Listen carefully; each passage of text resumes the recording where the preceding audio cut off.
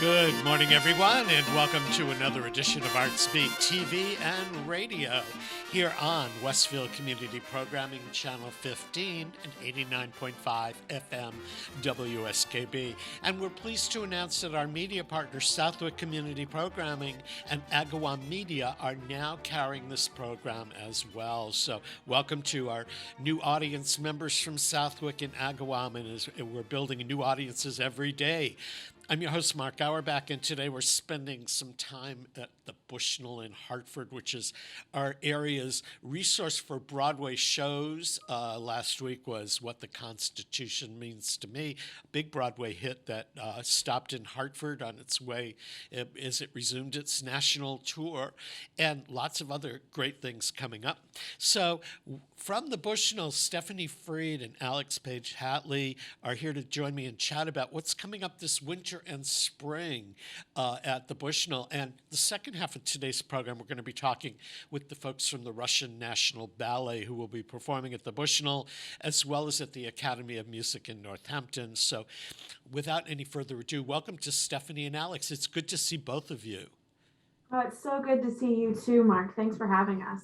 And Thanks for having us. Yeah, the Bushnell stayed open. I got to see a couple of shows at the Bushnell this fall. It was really great to be back and to go into the theater. And you made it a very comfortable theater-going experience, even though we had to show our vaccine cards and be checked outdoors and everything. But it seemed that people were just thrilled to be back in the theater. Yeah, the energy with our audiences returning since our opening in September, our first Broadway show in October with Margaritaville, it's just been fantastic to have them back in person, experiencing the arts together. I think, you know, the closure and the time, that darker time of the pandemic, it really, I think, demonstrated to so many people the power of being together, you know, experiencing these things together. And I would assume it took a lot of extra work. Most of the theaters are saying that they had to do all kinds of extra things to accommodate people. What did the Bushnell have to do? So we put a lot of time and effort. We have a readiness team who is wonderful, who has done research, you know, since the pandemic started, figuring out how to bring back audiences safely and how to keep our patrons and staff and volunteers and cast members and crew all safe. So there was a ton of work on the back end that went into it, but I feel like our patrons have been so receptive and they've been so, like Stephanie said, just happy to be back. And even if that means wearing a mask and showing their vaccine card, but definitely a ton of work went in on the back end from our readiness team and from our crew and our staff to make sure that it was safe to return. And you guys had to pivot, too, because a lot of these Broadway shows that you had announced as part of their tours were coming to Hartford. They either canceled their tours, postponed it, recast them, changed their tour dates and all of that. So, but this year you were pretty much able to maintain most of the shows that you had previously announced. Yeah, we've been really fortunate in that respect. And I give so much credit to Broadway, touring Broadway, the Broadway League, what they've been able to accomplish, getting these tours out on the road, dealing with the things that come up, you know, the level of care and from a health and safety perspective, you know, testing and keeping folks safe and keeping them in a bubble. We've been really fortunate to be, and I'm going to knock wood on this side of that. You know, so much of what's coming to our stages now was actually announced on March 30th of 2020. It should have played here in that previous year. And even, you know, Dear Evan Hansen, which is coming at the end of March, that was originally supposed to play back in May of 2020. So folks have been holding on to their tickets and waiting for this return. And we're so glad it's here. Well, I know the first show was Margaritaville, but the first one that I saw was the band's visit, and that had been scheduled for quite a while prior. And I guess what I heard was that Hartford may have been the second stop as the tour revamped, but that show was as polished as what it had been on Broadway. So I guess the touring productions had to do a lot of work to get themselves ready to come to Hartford. They did, yeah. Alex, I wasn't able to see the band's visit. I actually had to be out of town. Alex saw the show. Do you want to talk about, sort of the beauty of that and how they were able to get it back up? Oh, absolutely. I know they did a lot of work the months before, and staying in their bubble has been important, like Stephanie had mentioned. But I think, during this time, we've also seen the importance of, the swings and the understudies, and having those people be as polished and as ready to go on at a moment's notice as anyone on the main cast. So I think they did an amazing job, and we continue to see that as shows come in. Yeah, I mean, the night that I saw it, I don't recall any understudies being in it, but I'm reading these stories of shows in New York, like The Music Man, where uh, Sutton Foster was out and her standby went on with 4 hours of rehearsal, playing a leading role opposite Hugh Jackman, and the stakes were really high. And you can't give enough credit to these understudies and standbys that are jumping in at the last minute to keep these shows afloat. Yeah, I was in New York City. I got to see the last preview of Music Man on Sunday evening, and the understudy for Sutton Foster was there, and she was incredible. I would have never known that she had just jumped on a few days before, and it was an amazing show. Yeah. So, what are some of the shows that are up and coming now that what the Constitution means to me has moved on to other cities? What are some of the Broadway that you're reviving this year? We have My Fair Lady at the beginning of March, which we're so excited for. Blue Man Group, which had been, as you know, scheduled for that 2020 window when we were closed. Dear Evan Hansen, Pretty Woman, Hamilton is coming in June, which is going to be amazing to have Hamilton in town over the 4th of July weekend. There's so much coming. Alex, did I miss any in there? No, I think you got all the big Broadway shows. Yeah, and you can find out more about them at bushnell.org and order your tickets online and all of that. You don't have to stand in line on a cold winter day and buy Nope. the tickets. The Bushnell is home to a lot of other things besides the Broadway series. I know it's the resident theater for the Hartford Symphony Orchestra that plays in the smaller theater called the Belding there. And there's all sorts of other things. How far out are you booking and planning programs? I mean, for the Broadway series for 2022-23, that's probably already booked because these tours plan years in advance. It is our 2022-23. That's difficult to say. That season is outlined. There's still contracts to sign and all that work to do, but we have a really strong sense of what that's going to be, and we intend to announce that on April 4th. That's the first time we've said that out loud in public. So breaking news, April 4th, we'll be announcing our 22-23 season. And they're already looking at 23-24. Broadway does sort of book out in that 2-year horizon, typically. The other programming, like our one-nighters or concerts, for instance, ballets like the Russian ballet that's coming, those are a little more, I'll use the word opportunistic. They book as they come up. Shows are always going out on the road, and when there's an opportunity to bring them into the Bushnell, that's when we do it. So you can have something that pops up and it's going to be in just 2 months, or like the symphony books a year in advance. But I would assume something like Wicked or The Lion King or some of the real big, or Hamilton, the big blockbusters, those tours have got to be, just for logistics' sake, be planned years in advance. You can't just say, hey, I think we'll bring Wicked to the Bushnell next month. They've got a couple of open dates, because those are what really heavy shows. Yeah, definitely. I mean, you're talking about several trucks, and depending on where they are in the United States and their tour, they can't just put them on a plane and fly them over to Hartford. So it's very dependent on where their route is and, where we're able to give them the space that it makes sense both financially for the show and for the theater. So there's a lot of factors that go into it, but don't I wish that we could just bring Wicked in on a moment's notice? Yeah, what is that cast of 60 doing next week? How long does it take for a big show to load in and set up, and then how long does it take them to pack things up and move on? So it depends on the show. Phantom of the Opera, when it first went out on the road, is a good example of a long load in. They actually traveled with two prosceniums, so the frame of the front of the stage, and the proscenium would go out a week, 2 weeks in advance of a show's play, for instance, at the Bushnell, to begin installing it. And then the balance of the show would move when it closed in its previous location. Typically, though, let's say we have a Tuesday night opening night, the show arrives to us on Monday at some point in the day, and we have a load in that can often go into the night. And then the next day the cast is in, and there's musician rehearsals and getting those final things set up before a Tuesday night performance. So typically a load in, it can be anywhere from 8 to 12 hours. Big show can be longer than that.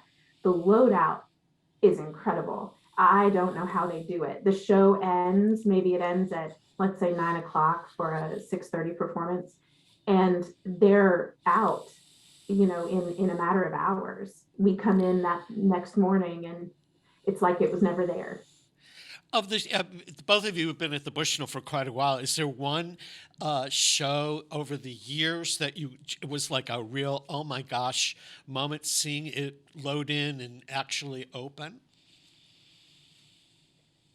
I feel like I've been at the Bushnell for 2 years now, and I did see a few shows before we shut down for the pandemic. But I think, the band's visit had so many set pieces, and the way that the set turned and things appeared, it was incredible. And like Stephanie said, within hours the next day, it was all gone, and that was just wild to me. And that wasn't a really big show. That was kind of an intimate, smaller show. I mean, but that set was just phenomenal. The way it moved around and went from the cafe sequence to the shore and all of that as quickly as it did. I was very lucky to cover when, and this goes back a while, when Phantom of the Opera first came to the Bushnell. And the Bushnell the stage had been sort of rebuilt, and there was a lot of construction to make the stage area large enough to bring in a show like Phantom. And I remember there were trucks lined up all down Capitol Avenue, unloading and loading things. But to watch them load that chandelier up, and then they practiced while we were, getting a chance to watch them practice the drop of the chandelier. Which is so technically involved in everything, but they did it in a matter of days. And that show opened. I never saw anything so big on the stage at the Bushnell. And it's with the chandelier, just an interesting sort of Bushnell fact. You're right. We blew out our back wall. We added space at the back of the stage for that. They actually had to remove some dressing rooms to allow for set piece storage through the performance, so things could move out and they would actually be lifted up into the air. But the chandelier itself, we have the beautiful Art Deco mural in Mortensen Hall, and we had to reinforce the ceiling behind the mural to be able to hang the chandelier and be able to hold that load. So I think about Phantom, I think about Lion King, where we had to make changes to our theater to allow for the movement of Pride Rock. Just the way the Bushnell has evolved to meet the moment, to meet the big show that's coming in. And I'm so envious that you were there when Phantom came the first time. Yeah. Is the Bushnell, I guess, size-wise, could not just the audience, but the staging could handle just about any show that's been produced today?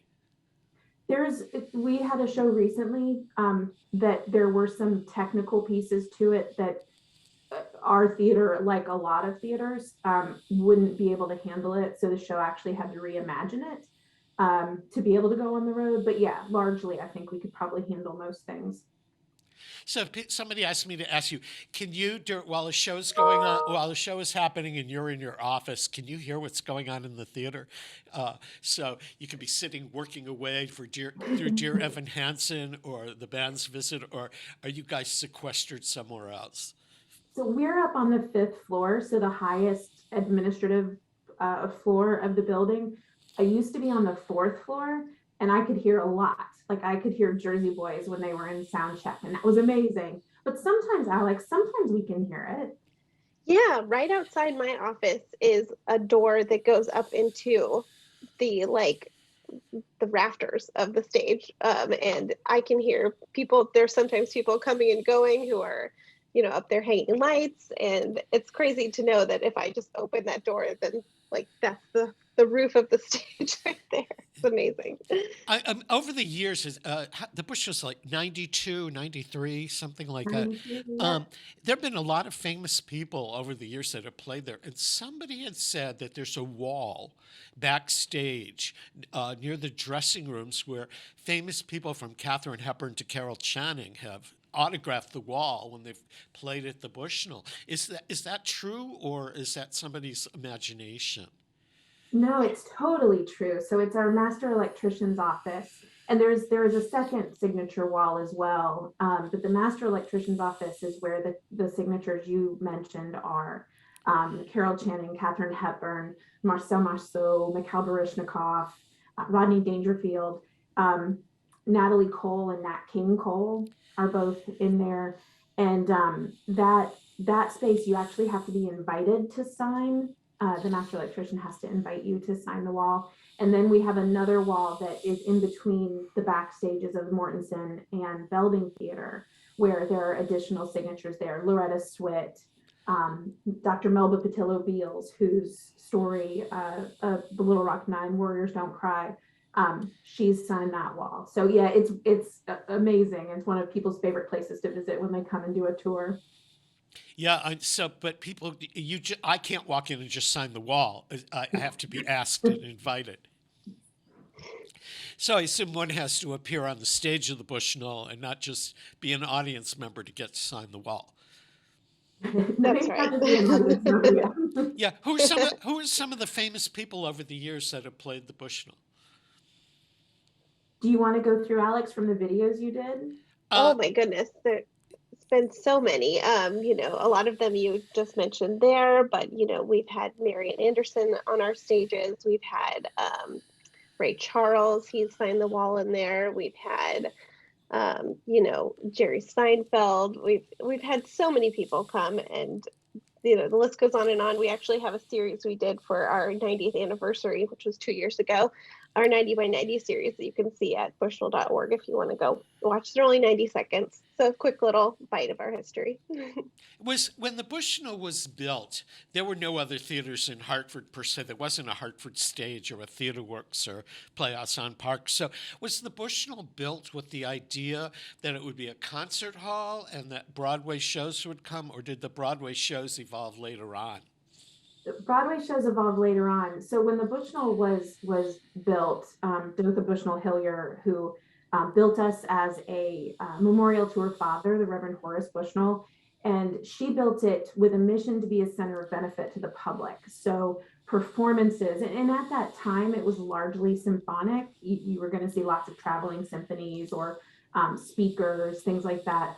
And she did that, and we were among the first theaters in the nation to have a raked, and by that I mean a slanted house versus stage. So our audience seating is on a rake. And in that way, we innovated. That was an innovation then.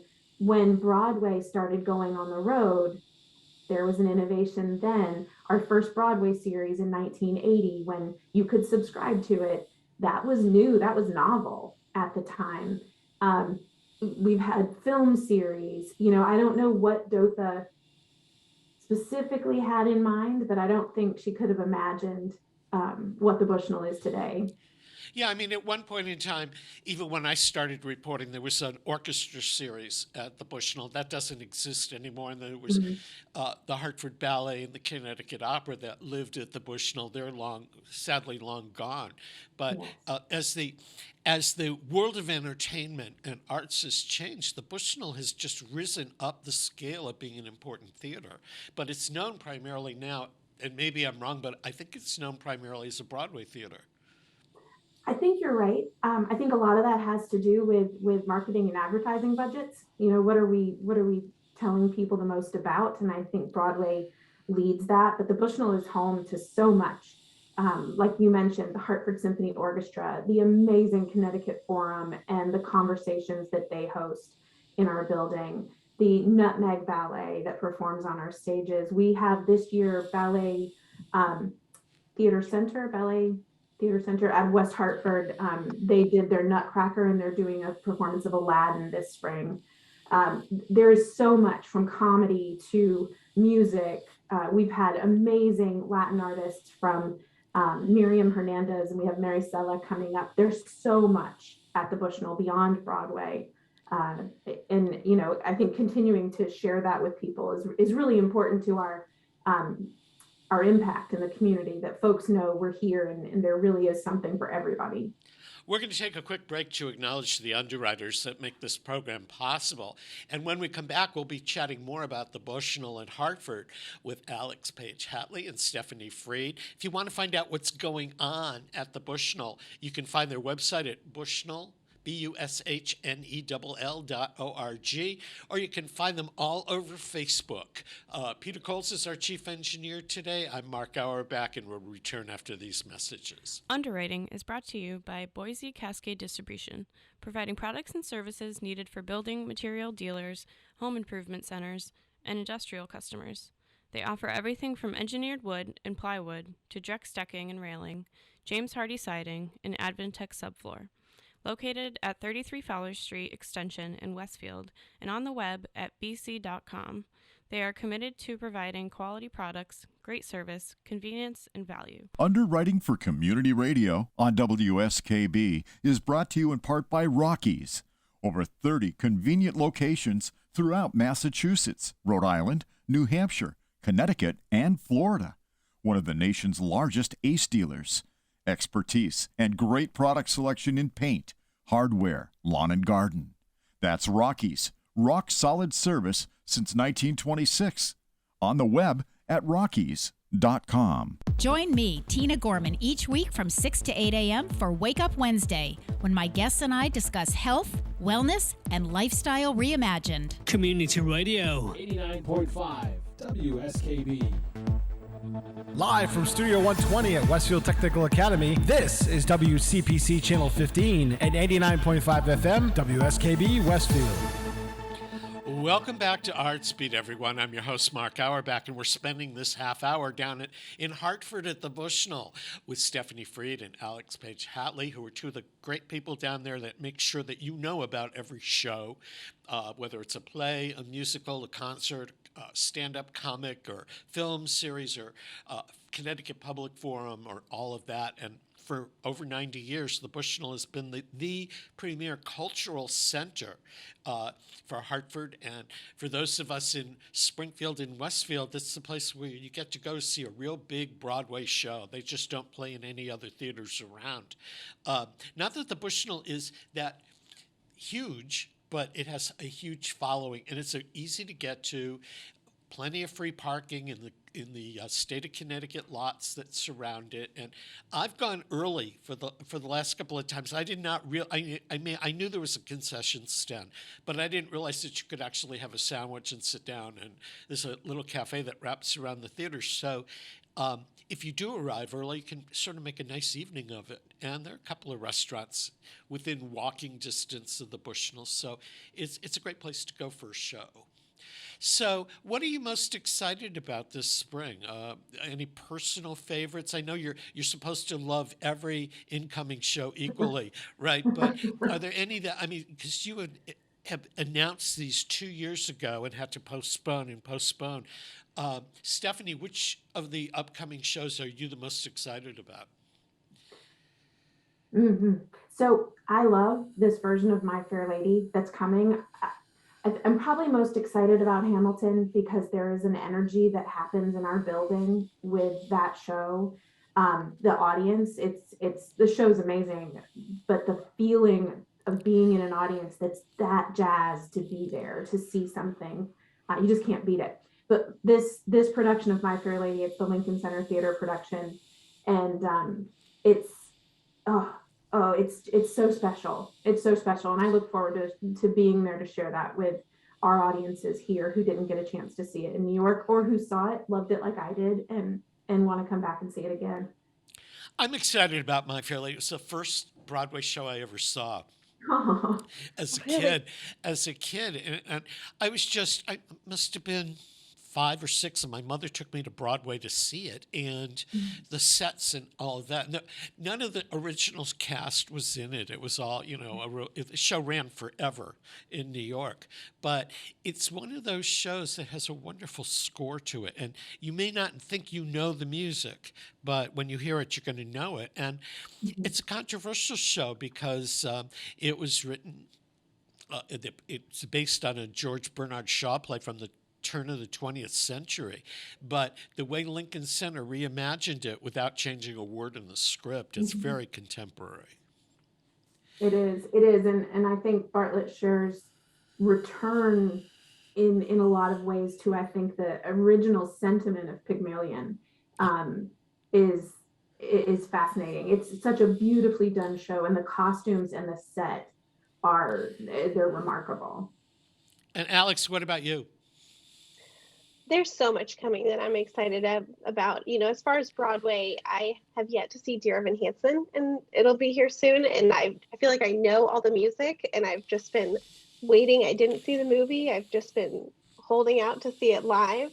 I'm also really excited about Pretty Woman, the musical. I think it's going to be a ton of fun. It's by we've got the great music writers of Bryan Adams and Jim Balance. And then, the book is by the original director, Gary Marshall. So I think it's going to be a great adaptation of the movie into a musical. Plus, Adam Pascal is coming as Edwin, and I've been Edward, and I've been a fan of his ever since he was Radames and Aida back in the early 2000s. But for the smaller shows, I'm super excited about Alton Brown Live, Beyond the Eats. That's going to be a really fun show with people who are a fan of Alton Brown and his Food Network show. And he does everything from science to singing to food experiments. So that's going to be just a wild night, I think. And we've got some great musicians coming as well, like Joe Bonamassa and Jesse Cook. So I think it's going to be a great next few months. So I guess a lot of us are going to be at the Bushnell a lot in the next couple of months. Hopefully. Yeah, we're out of time here this morning, but I just want everybody to know that if you want to learn more about what's happening at the Bushnell, they have a website. You can order tickets online. It's bushnell.org, or seek them out on Facebook, because I don't know about everybody else, but the Bushnell runs through my Facebook feed all day long. So, I seem to get this handle on what's happening.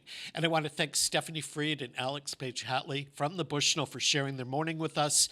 And I hope that all of you get a chance to get to the Bushnell. They're operating 8 shows a week down there, if not more. So we're going to take a break, and we'll be back with more Artsbeat. Peter Coles is our chief engineer. If you've missed a part of today's program, or you want to replay it or share it with family or friends, it's archived on YouTube. It's under WSKB Community Radio. We'll be right back. Support for the community programming of WSKB is provided by Westfield Bank.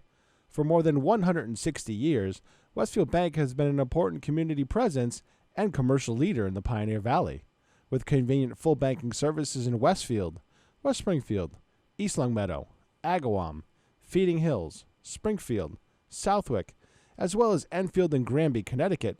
Visit us on the web at westfieldbank.org. Underwriting for WSKB's community radio programming is brought to you in part by R. Levesque Associates. They are offering landscape architecture, civil engineering, environmental permitting, and land surveying. RLA is a second-generation company devoted to excellence in the planning and design of outdoor spaces. on the web at rlaland.com or at 40 School Street in Westfield. Join us the third Wednesday of every month with Selectman Joe Didi and his take on everything Southwick. Community Radio 89.5 WSKB. Live from Studio 120 at Westfield Technical Academy, this is WCPC Channel 15 and 89.5 FM WSKB Westfield. Welcome back, everyone, to Artsbeat TV and Radio. I'm your host, Mark Auerbach. You're listening to us or watching us on Westfield Community Programming Channel 15 or 89.5 FM WSKB. And we have two new media partners that we're showing Artsbeat on. One is Southwick Community Programming and the other is Agawam Media. So welcome to the audiences of both. The ballet is coming, the Russian ballet bringing Swan Lake. They will be at the Academy of Music on February 11th and at the Bushnell in Hartford the following day on February 12th. And with us is Gulya Hartwick from the Russian Ballet Theater. They're doing Swan Lake, and is probably one of the most famous ballets ever. It comes from the classical era of ballet in Russia. It's written by Tchaikovsky. The music from Swan Lake is familiar. Tchaikovsky composed a lot of ballets that were done initially in Russia. And this ballet company is comprised of a lot of dancers from various Russian companies. And the ballet is one of Russia's greatest arts imports to the world. And if it wasn't for the Russian ballet, either in the classics or the more contemporary Russian choreographers like George Balanchine, who started the New York City Ballet. Without the Russians, there would be no ballet as we know it. So Gulya Hartwick, welcome. Thank you. Thank you very much. So first of all, this Swan Lake that you're touring, it's a full ballet, right? Full length, costumes, sets, music, the whole works. Yes, it's a full-scale production. That's correct. And how many dancers are touring with you? Altogether, it's a company of 15. And I know that this is your tour is sort of starting in Connecticut, but how long will you be touring Swan Lake? We will be touring for 2 months, starting on the East Coast and finishing up on the West Coast in Los Angeles, San Diego, Los Angeles. Yes. Very exciting. And what I had been told was that the dancers are not from a specific company in Russia, but they come from many different Russian dance companies. Just to put it in perspective today, like here in Western Massachusetts, in Greater Springfield, where Northampton is just a little north, we don't have a dance company. There is a dance season at a theater called Jacob's Pillow, which is internationally renowned. Hartford no longer has a major dance company, but most Russian cities, large or small, have a major ballet company. Is it just part of the culture, or is it something that children learn in school and get an appreciation for? Why is it that ballet is so important in Russia? Okay, there are several questions right there. I will start with the first one. It used to be the case, yes, when every major city would have their company, but it's not the case anymore. Right now, ballet dancers would get their ballet education in the best schools, best ballet schools available out there, and then they would be contracting with international companies like ours. We cast them, we choose them, and then we sign contracts with them for periods of time. Just like Broadway hire actors for their productions, we do the same thing. And in most cases, what we've been seeing right now is that ballet dancers are traveling the world, and it's just such an amazing thing for them not to be tied with one place in one city, but be able to perform at their facilities everywhere. Now, this year's tour is Swan Lake. Do you have other ballets in your repertoire that you tour in different years? We are working on our new production of the Nutcracker that will launch in 2022. We started working on it in 2019 to launch in 2020, but then you know what happened. Yeah, with the so these you bring in these dancers from all over the place. Is there a standard choreography for Swan Lake, or is this choreography unique to your company? Yeah, well, there's a classic version. There are several classic versions. One is a Moscow version, but the other one is St. Petersburg version. What we did with our production is we revised the classic a little bit to make it livelier, I'd say. We added a prologue where we explain the audience what happened to the Rothbard, why he's so evil, why the why the princess turned into the swan. And then we added jesters. Instead of one, we have 5 now. And then it's just overall, it's a much more interesting but classical version, based on classic for sure. And I understand that you have brand new sets and costumes that it was designed specifically for this tour. Oh yes, and they're stunning. And please let us know what you think about it after seeing. I believe it's just very, very, very beautiful. Everything is, and the cast overall, and it's just the overall team that worked on the production and that are coming on this tour. It's just a perfect match made in heaven. It must be a challenge for you because you're playing one theater in Northampton. That's a small theater, the Academy of Music, which may have 800 seats. Then you're playing at the Bushnell in Hartford, which has 2,500 seats in a much larger scale. Is this show built to go large or small? Yes, and thank you for this question. It's our mission. We want to bring the beauty of Russian ballet to any city, large and small, and our sets are designed this way to be so we could scale it down and scale it up, and it would still look grand. The same with choreography. We are able to make it look and feel amazing with different stage sizes. Of course, we have our limits, but still. What is your role with the company? Are you dancing? Are you the administrator? Do you do both? I am one of the producers of the company. What I do is, what do producers do? Everything. I don't dance. Yeah. How were you a dancer before you became a producer? No, I was never a dancer. I wish. I don't think that would be possible though, because to me, dancers are superhuman. They can do something others can, and how they can do it, how strong they are. That amazes me every time I see how they practice and how they perform, and it's just amazing. What intrigued you about dance? Do you remember the first time you went to the ballet or to a contemporary dance program? What got you excited about dance?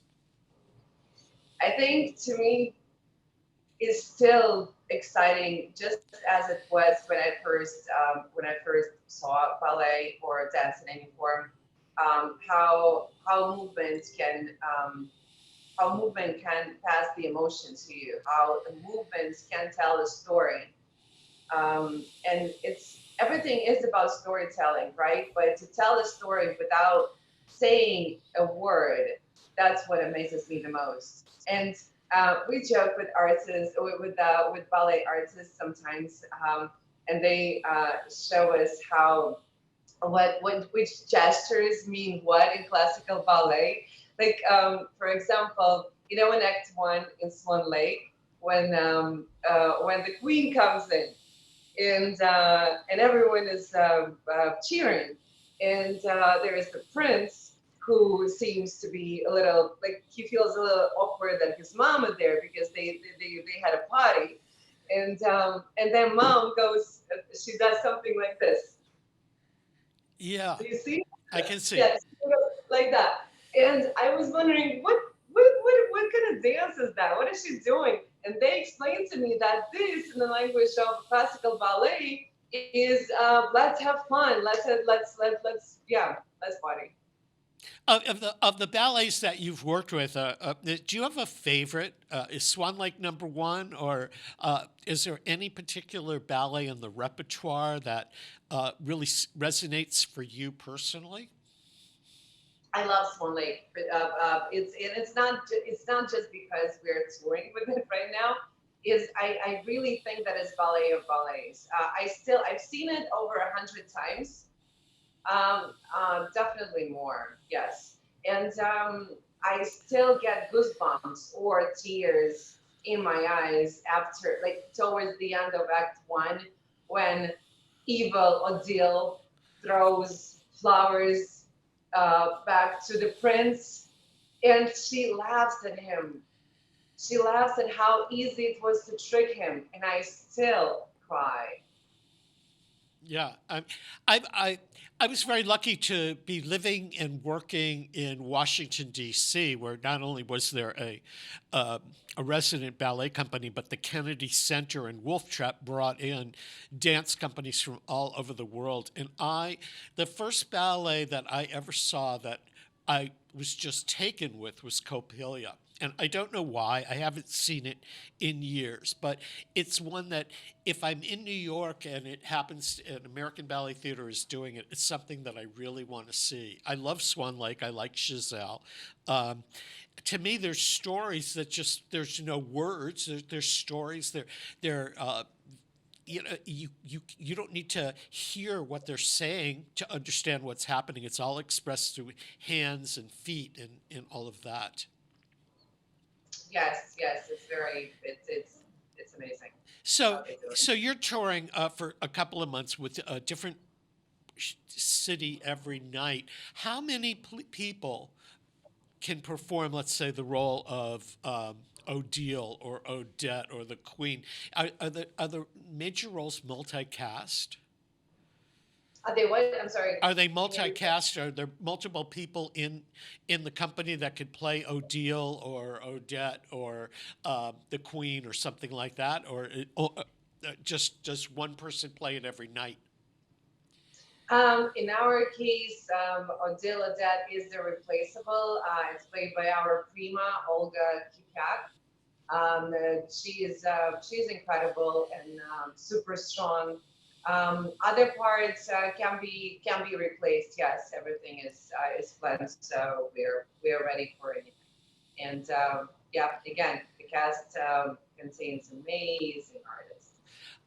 Did you have to take any extra precautions because of COVID to get back into the rehearsal hall and on stage? We follow all the rules and regulations as per city. Us within the company, we do everything we can, everything possible to make sure that no one would get sick. Definitely. Okay, we're going to take a quick break, Gulya, to acknowledge the underwriters that make this program possible. Before we do, we're chatting with Gulya Hartwick from the Russian National Ballet and the Russian Ballet Theater. They're performing February 11th at the Academy of Music in Northampton and February 12th at the Bushnell in Hartford. And if you want to get tickets for the performance in Northampton, aomtheater.com. If you're interested in getting tickets for the performance in Hartford, bushnell.org. Peter Coles is our chief engineer. I'm Mark Auerbach, and we'll return after these announcements, so don't go away. Support for the community programming of WSKB is provided by Westfield Bank. For more than 160 years, Westfield Bank has been an important community presence and commercial leader in the Pioneer Valley. With convenient full banking services in Westfield, West Springfield, East Longmeadow, Agawam, Feeding Hills, Springfield, Southwick, as well as Enfield and Granby, Connecticut, visit us on the web at westfieldbank.org. Underwriting for the community programming of WSKB is provided by the Boys and Girls Club of Greater Westfield, serving the youth of the Whip City and surrounding communities since 1969. For more information on the Great Futures Club for ages 3 to 5, happening weekdays, and the Club Teen Center for ages 11 and older, weekdays from 6:30 till 8 p.m., go online at bcgwestfield.org or visit the club at 28 West Silver Street. The Boys and Girls Club of Greater Westfield.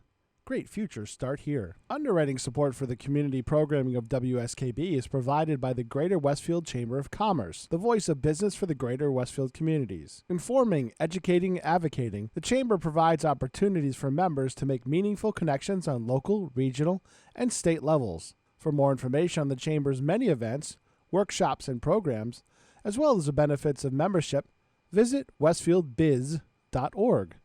The Chamber focuses on the most important economy, yours. This is Ken Stomsky from Ken's Den on WCPC 15 and 89.5 FM, Tuesdays, 8 to 10. Community Radio 89.5 WSKB. Live from Studio 120 at Westfield Technical Academy, this is WCPC Channel 15 and 89.5 FM, WSKB Westfield.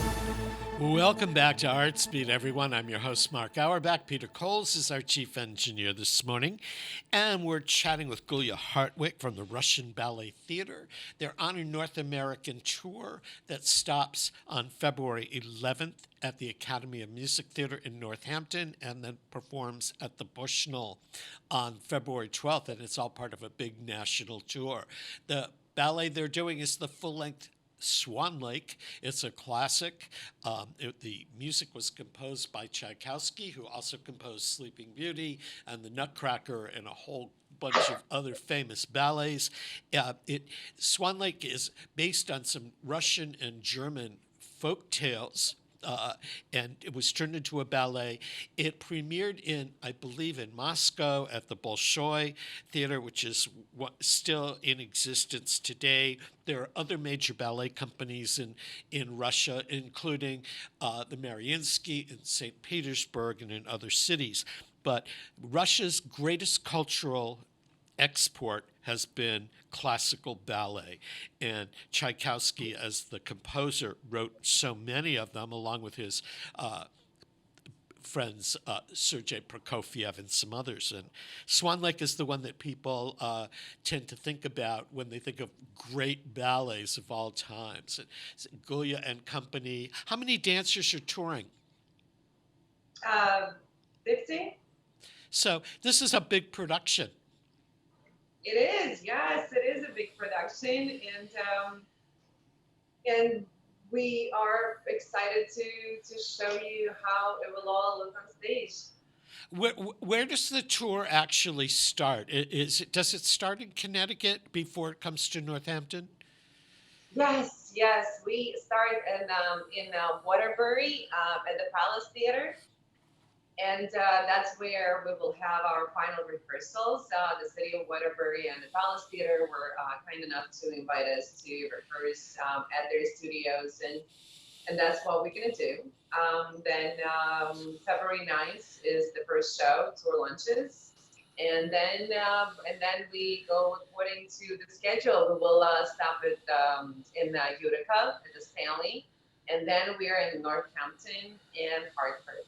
And then we're coming into the New Jersey Performing Arts Center in Newark. I mean, Gulya, with all this cold weather, I hope you're getting at least one or two performances in Florida. Well, no Florida for us this year, but we will eventually come to Texas and California. So hopefully, I mean, right now, as I'm looking at our weather, we're taping this on the 21st of January. It's 8 degrees Fahrenheit outside. I hope it warms up for you by the time you get here. Yeah, well, hopefully so, please. I'm currently in Los Angeles. I really, really hope we'll get warmer on the East Coast by then. I know that you move the show from theater to theater every day, and your dancers must have a class, a ballet class every day, and then you have to set up the sets and the costumes in a new stage and kind of walk around and get your feet wet, so to speak. Do the dancers get to sightsee and see the communities that they're performing in, or is it really, we're here today, we're gone tomorrow? You would be surprised what can be done in a day. Everything is planned minute by minute. Everyone knows what to do, where, at which time, and it is all scheduled the way dancers would get their free time. But they would still have time to have their lesson, warm up, and rehearse. They always rehearse before the show. They always go over all of the mistakes that ballet niches noticed the previous show, and they work on it to make it better and better. But before they come to the theater, they to start lessons and rehearsals, they walk around the city. Though they are the lucky ones. Tech crew, not so much. Tech crew doesn't see much of the new city, unfortunately, because there's a lot of work to do. But the answer is yes. How many costumes? I know that Swan Lake has multiple scenes. How many costumes are you packing up every night and unpacking the following day? Yes, it's more than 150. We counted, but then we lost count. We have a lot of costumes. And do you have somebody that tours with you to take care of the ones that rip or need to be washed and laundered? Absolutely, yes. We have the most amazing wardrobe, costumer, we call them. And then we always have a local wardrobe person who helps us, yes. And do you have any idea how many ballet shoes, point shoes, that a company goes through in a day? Oh, not through the day, no. But we've counted, and it's you count them in hundreds for sure. It's just a reality. So the dancers, you probably travel in a couple of buses from city to city. And how many trucks does it take to bring the sets and the costumes and the lights from town to town? We're very compact. We are traveling on one truck and one large bus. So you really have to schedule everything right to the minute, particularly at this time of the year, taking into consideration weather. Yes, absolutely. And everything is scheduled by the minute. But there's always something unexpected always happens on the road. Something happens on tour. You never know what is going to happen, but it will happen and surprise you. We are prepared. How many years have you been producing these tours? I've been in production part of show business for 8 years now. And you've survived, so I guess you're able to take the surprises with a smile, huh? For sure, yes, definitely. It's when nothing happens, you get bored. Yeah, I've been out on a couple of tours, and I know that when everything goes right, you're so nervous that something's going to go wrong. But you do occasionally get those days or weeks when everything runs as smoothly as planned because you've got a great group of people planning and good people at the various theaters. Yes, absolutely. And there is a joke about that usually the last show is the most perfect one. And everyone says that, oh, I wish the tour would last for another week. We finally got it all right. Yeah, it goes by way too fast when you think about it. I mean, 2 months on the road, and all of a sudden, it's the last performance. Yes, very fast. In the beginning, it feels like you've been on the road for half a year and it's been only 2 weeks. But then in the end, it definitely feels like it just flew by. And the audience charges you with emotions. It's one of the major things that I think everyone from the industry missed so much during COVID. There was no energy exchange. You didn't hear standing ovations. You didn't see people's smiles as they exit the theater. You didn't see those little girls and boys dancing during intermission, trying to repeat Prima's movements. All of that is priceless. And even though when everything goes wrong and when the day was the most difficult, terrible day, this gives it all a sense. I know that I personally missed, during the pandemic, I missed going to the theater. That's what I cover. Because although you could see some good things streamed and online, there's that, like you said, there's that energy between the audience and the people on stage. Can you tell the difference every night, whether the audience is paying attention or whether the audience is involved? Yes, you can always tell. You feel the house, you feel the audience. I've never performed myself, but even standing backstage, oh yes, I can tell. Gulya, we're out of time, but I want to thank you for joining us, and I wish you all the best of luck with your upcoming tour of Swan Lake, which will be in Northampton and Hartford. For tickets, Northampton, aomtheater.com. For tickets in Hartford, bushnell.org. We've been talking with Gulya Hartwick, and this ends today's program of Artsbeat. We're going to leave you with a little music from Swan Lake. Peter Coles is our chief engineer. We'll see you next Friday at 8 a.m. Thanks for being here.